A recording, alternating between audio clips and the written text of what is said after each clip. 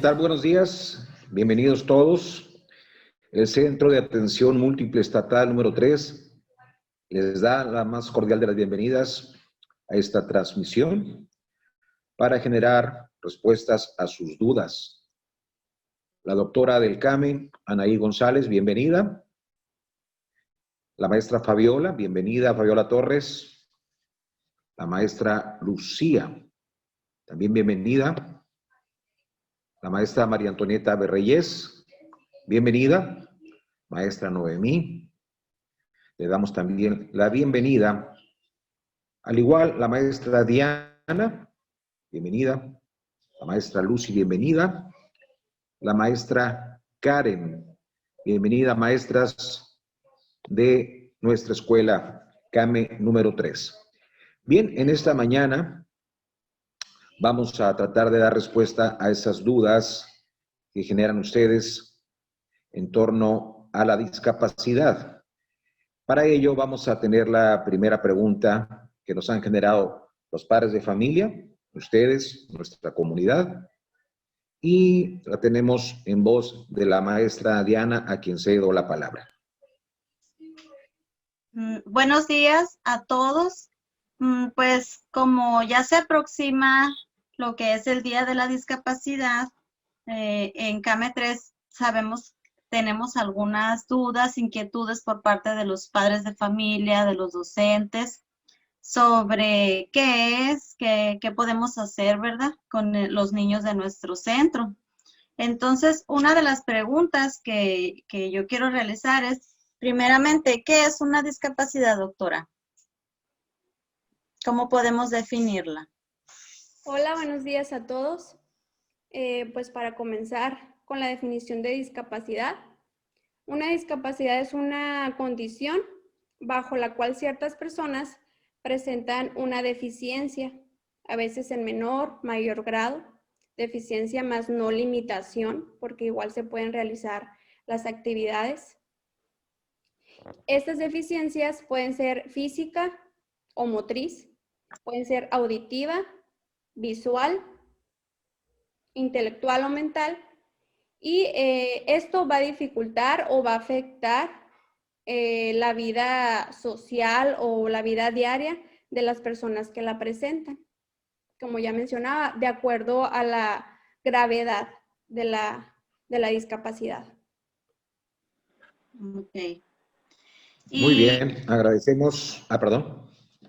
Sí, ¿cómo podemos sí, maestra. ayudar, por ejemplo, a nuestros alumnos que ya son diagnosticados, ¿verdad?, con algún tipo de discapacidad, pero de una forma temprana, porque bien sabemos que los niños que presentan algún diagnóstico de discapacidad, los primeros años de vida son primordiales para su atención, para lograr una calidad de vida, ¿verdad? Pero ¿cómo podríamos hacerlo, doctora? Bueno, pues la mejor manera de ayudar y el paso principal, como en la mayoría de las situaciones que afectan la salud en cualquier aspecto, es la detección temprana. La detección temprana en caso de una discapacidad de nacimiento o ya sea que nacen con la discapacidad o se da a una edad muy temprana, pues es la detección, ya sea por el médico tratante del niño o el pediatra, que pueda ayudar a los padres de familia a detectarlo. El mismo padre va a detectar quizás algunas irregularidades en el niño, en el recién nacido. Después de esto, pues la canalización al especialista adecuado, ya sea psiquiatra, neurólogo, psicólogo en algunas situaciones, al terapista físico. Después de la canalización, también considero muy importante el acercarse a redes de apoyo, a centros de atención especial, aquí como son los CAMES. Creo que en estas situaciones es de suma importancia pertenecer a un grupo en donde los demás también estén pasando por una situación como la mía, ¿no? De esa manera, nos sentiremos en mayor confianza, resolveremos dudas ahí mismo y pues en estos centros las personas especializadas nos van a ir orientando. Entonces la mejor manera es esa, la detección temprana y posteriormente la canalización con los especialistas y pertenecer a un grupo, a una red de apoyo. También, pues, en el caso de que sea necesario algún tratamiento, empezarlo inmediatamente, ¿no? En cuanto sea recetado por el especialista. Muy Ok, bien, agradecemos las palabras, las preguntas de la maestra Diana y las respuestas de nuestra doctora Anaí González. Vamos a continuar con más preguntas.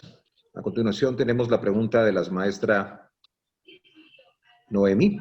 La maestra Noemí nos tiene una pregunta para la doctora. Adelante, maestra. Buenos días a todos. Pues mi pregunta, doctora, sería si las discapacidades son adquiridas o son genéticas.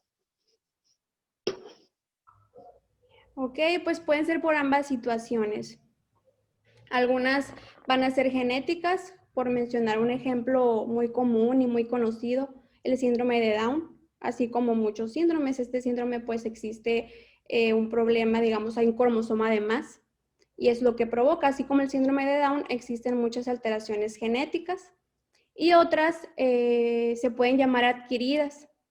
Se pueden llamar adquiridas porque no existe ningún componente genético, sino hay algunos factores, ya sea en el embarazo, en el nacimiento, en el crecimiento y ya en la vida de la persona, que puede provocar la discapacidad. Por ejemplo, existen algunos factores en el embarazo, algunas complicaciones en el embarazo, como alguna enfermedad, alguna infección, algún accidente de la embarazada que provoque daño en el feto, posteriormente en el niño, ¿no? También algunos problemas en el nacimiento, esto igual es adquirido. Algunas infecciones adquiridas en el nacimiento, los recién nacidos, la prematurez, los niños prematuros. Y pues sin dejar de mencionar los accidentes que también pueden discapacitar a una persona a lo largo de la vida, no nada más a los niños, ¿no? Recordemos que algún traumatismo puede dañar el cerebro o puede dañar alguna parte de nuestro cuerpo, incluso perder algún miembro, y eso también entra en las discapacidades. Entonces, pueden ser ambas, adquiridas o genéticas.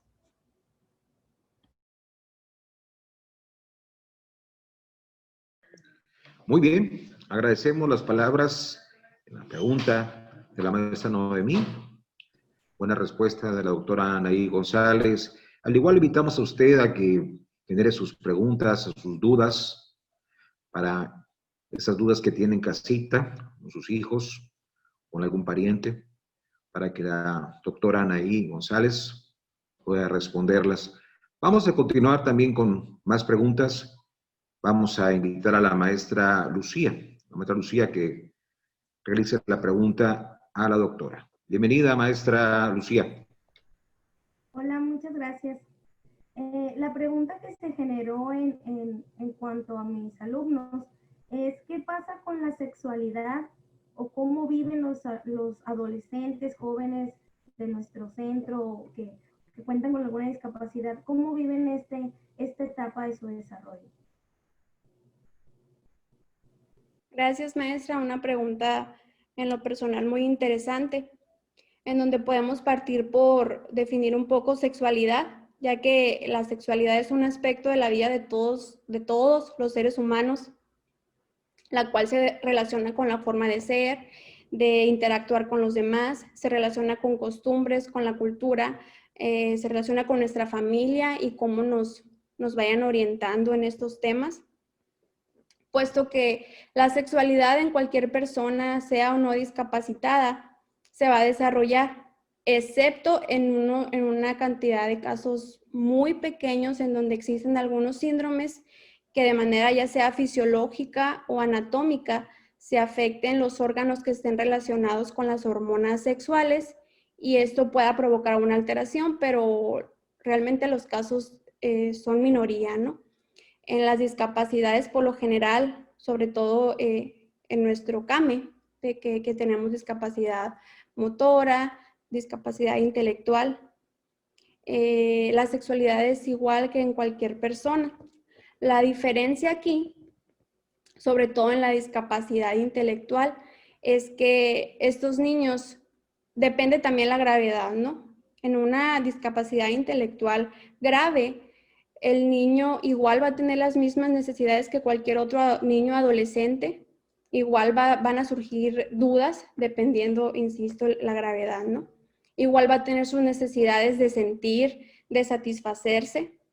Entonces, aquí hay que poner mucha atención porque una persona con un retraso mental no va a saber cómo orientar esas sensaciones, esas dudas que tenga. Entonces, para eso están los padres de familia, para eso personal de apoyo de la escuela o de los centros a donde pertenezca el niño, para poder orientar, localizar cuando el niño esté en esa etapa y poder orientarlo y permitirle que disfrute de su sexualidad como cualquier otra persona. En los casos de un retraso leve, creo que pueden estas personas formar incluso una familia, pueden tener una pareja, pueden casarse, pueden tener hijos. Quizás podrían tener un poco de problema al momento de educar a los hijos, pero con apoyo pues es posible. En los casos de una discapacidad intelectual moderada, aquí estas personas deben aprender a moderar y a desarrollar sus sensaciones de acuerdo a las reglas, ¿no? Porque pues como sociedad tenemos reglas. Cuestión de orientarlos para que sepan cómo disfrutarlo. Y en los casos de discapacidad intelectual grave sí es un poco más complicado porque estos niños, estos jóvenes pueden quizás no ser capaces de comprender las experiencias, lo que están sintiendo y regularlas de acuerdo a las normas sociales. Entonces, en estos adolescentes, la masturbación no precisamente la van a ver ellos como una conducta erótica, que lo vemos la mayoría de las personas así, o es como lo normal, sino para ellos va a ser una necesidad de estimulación, las cuales los niños no van a saber en qué momento hacerlo, cómo hacerlo sin lastimarse, como lo haría cualquier otro adolescente con esas dudas resueltas, ¿no? Que saben en qué momento se debe hacer, de qué manera. Entonces, se desarrollan de igual manera, solamente va a haber una diferencia en la educación que tengan estos niños y el cómo sean canalizadas estas sensaciones. Hay que estar nada más muy alerta y los invito, papás, a que no limiten a sus hijos, a su adolescente, cuando empiecen a experimentar estos sentimientos, ¿no? Y si no saben cómo ayudarlos, pues existen personas expertas, los psicólogos, que pueden orientarlos un poquito en cómo ayudar a sus hijos para que experimenten esta etapa de su vida y que va a ser a lo largo de la vida, ¿no? Simplemente que inicia a cierta edad, pero va a depender el inicio también, igual como en una persona sin discapacidad, dependiendo de la alimentación, dependiendo de factores genéticos, dependiendo de la misma persona. Entonces, esto va a variar, pero no hay un cambio significativo en cuanto a lo que se siente, ¿no? Espero haber respondido su duda. Muchas gracias, doctora. Muy bien, siempre es importante resolver las dudas que tengamos en casa. Realmente coincide, ¿no? En cada familia, ¿no? De una manera, pues, todo esto, estas dudas, uno las empieza a canalizar. Es bueno despejar esas dudas, ¿no? Para saber exactamente lo que hacer. Muchas veces no sabemos cómo tratarnos. Y pues de una manera, pues el punto de vista profesional de un médico es esencial en nuestros hijos. Muy bien, agradecemos la participación de la maestra Lucía. Y vamos a continuar con nuestras preguntas. Toca el turno. Vamos a pedirle a la maestra María Antonieta Gagiola que realice la pregunta realizada a a la doctora Anaí. Bienvenida, maestra María Antonieta.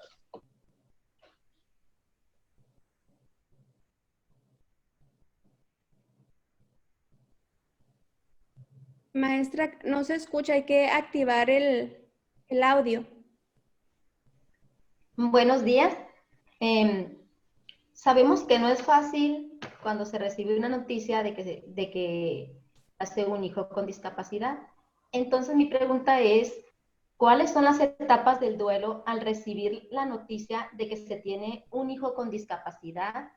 Y cuando no se puede superar una etapa, ¿qué sucede y cómo salir de ella? Gracias. Muy bien, pues las etapas del duelo, el duelo es el mismo en cualquier situación. El duelo es un sentimiento, una etapa por la que todos los seres humanos experimentamos en algún momento de nuestra vida, generalmente con pérdidas, ¿no? Pérdida de algo. En este caso, al recibir la noticia de que quizás nuestro hijo va a tener algunos problemas para desarrollarse a lo largo de su vida, pues sí puede ser de gran impacto para algunos padres. Las etapas del duelo son las mismas como mencionaba en cualquier situación, que se dividen en 5.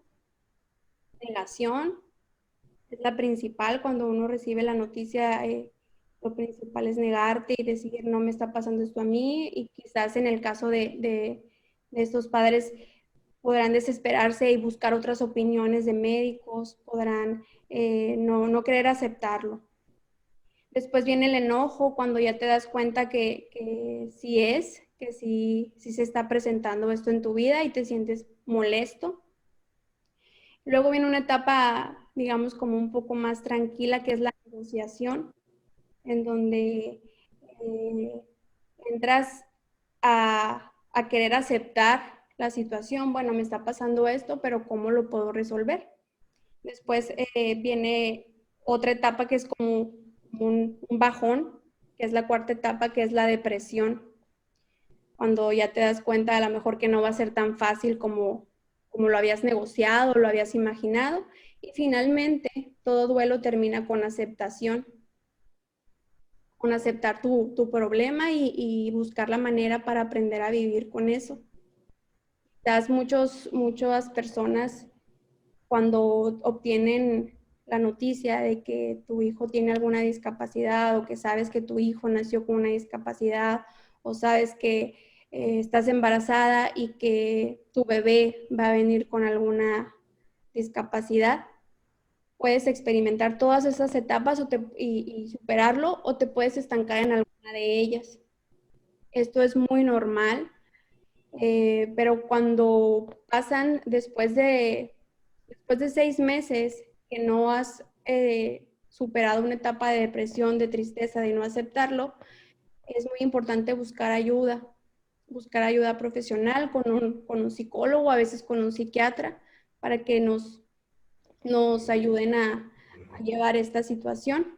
También, ya lo había mencionado en alguna de las preguntas, a mí me parece muy importante pertenecer a un grupo, tener como una red de apoyo, en donde sepa que no estoy sola, en donde sepa que hay más personas que pasan por lo mismo que yo, que mi familia, que mi hijo, o incluso con situaciones más graves que la mía. Creo que eso es bien importante para aceptarlo y decir, pues quizás no estoy tan mal. Hay personas que tienen problemas más difíciles, y además de la ayuda de un psicólogo profesional, creo que es bien importante eso, acercarte a un grupo, a una red de apoyo, las cuales pues ahorita hay muchas, en donde me sea más fácil asimilar y aprender viendo cómo lo hacen los demás, o con consejos, a llevar la situación. También una información importante sería que como la aceptación puede ser una de la última etapa, ¿verdad? De duelo.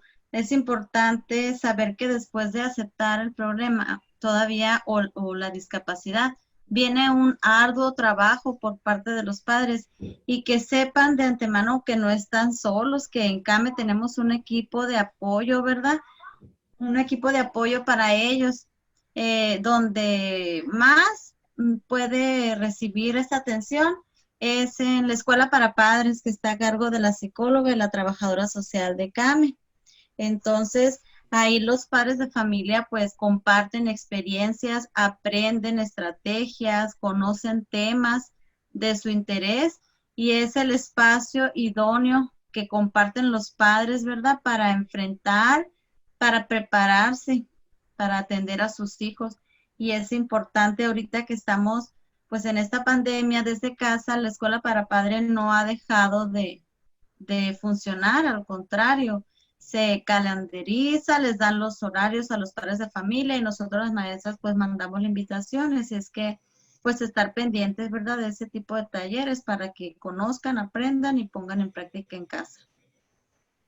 Sí, con su participación, maestra Diana, todavía reafirmo más mi opinión del pertenecer a un grupo, a una red de apoyo en donde pueda compartir mis experiencias y escuchar la de los demás. Creo que eso puede ser muy reconfortante para cualquier familia, cualquier padre de familia. Muy Muchas bien, muy gracias bien. por la información. La importancia de cómo canalizar ese duelo que a muchas familias les atañe, ¿no? Al momento de enterarse, pues, de que su hijo tiene discapacidad o de algún tipo de formación, ¿no? De cómo voy a llevarla, ¿no? Y esas etapas muchas veces, pues, te van hundiendo, ¿no? Como dice la doctora, pues a llevarte a una depresión, que es ahí la parte más severa, más severa. Pues muy bien, agradecemos la pregunta de la maestra María Antonia Gagiola, la participación también de la maestra Diana, y continuamos con nuestras preguntas. Toca el turno de presentar la pregunta de la maestra Fabiola. Adelante, maestra Fabiola. Hola, gracias por la participación. Mi pregunta es, ¿cómo afecta a la memoria de los niños la discapacidad intelectual y cómo puedo ayudarla a mejorar su memorización? Bueno, creo que esta pregunta puede ser muy amplia y se puede enfocar en diversas discapacidades, pero enfocándola en una discapacidad intelectual, que es en donde existe un daño más específico a nivel cerebral en una parte del cerebro propiamente. Se puede afectar el aprendizaje de los niños de diversas maneras, se puede afectar, tenemos en el cerebro distintas áreas, el área de la memoria, el área de la comprensión, el área motora. Entonces, por ejemplo, en el caso de una parálisis cerebral, en donde justamente la muerte de neuronas ocurrió en el área de la memoria, pues este niño, este adolescente, va a tener problemas o dificultades para memorizar, para retener información, incluso para aprender. A otros niños quizás se les va a dificultar más alguna materia en específico, aprender los números, aprender a leer. A otros, pues la situación motora, aprender a escribir. Entonces, esto puede ser muy variado, pero todo parte en el daño cerebral que existe y dependiendo del área que sea afectada. Al haber una parálisis cerebral, estamos hablando de una muerte de neuronas, en una disminución en el tamaño de neuronas, en una afección en la comunicación que existe entre neurona y neurona, y ya esto nos lleva a muchas situaciones, ¿no?, de dificultades en el aprendizaje. Para eso, pues, existen los CAME, en donde existe un equipo de profesionales, tanto como maestras de grupo, que son las expertas en explicarles a los alumnos y a veces se les puede dificultar, pero para eso también existe el grupo de apoyo, en donde hay maestra de lenguaje, está la psicóloga, su servidora, un médico, para poder entre todos encontrar la manera de apoyar a ese niño y buscar estrategias. También no podemos ser muy monótonos. A un niño le puede servir, y qué les digo a ustedes, maestras, no esto del aprendizaje, que más que yo saben que a un niño le puede servir alguna manera de aprender y a otro no le va a funcionar igual. Entonces es cuestión de individualizar el trabajo que se haga con cada alumno, con cada niño y buscar las estrategias. Creo que no hay límites y todos pueden aprender a su manera, a sus tiempos, algunos más rápido, otros más lento, pero todos pueden aprender, todos pueden desarrollar aún más las capacidades.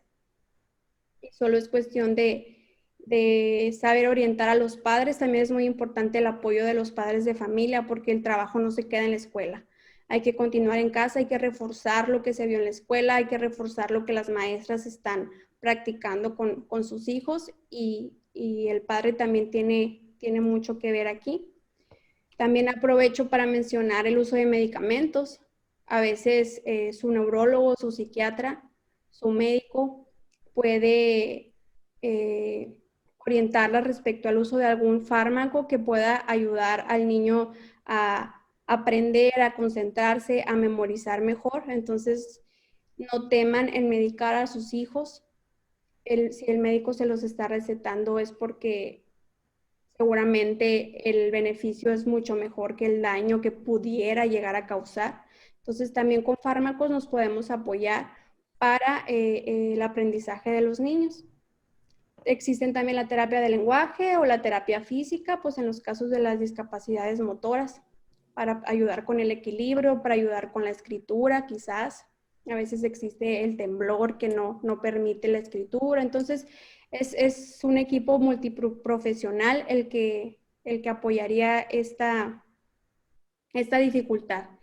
La dificultad que cada niño la va a presentar de diferente gravedad y de diferente manera.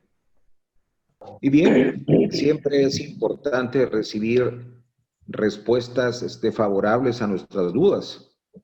Vamos a invitar ahora a la maestra Lucy Bujanda.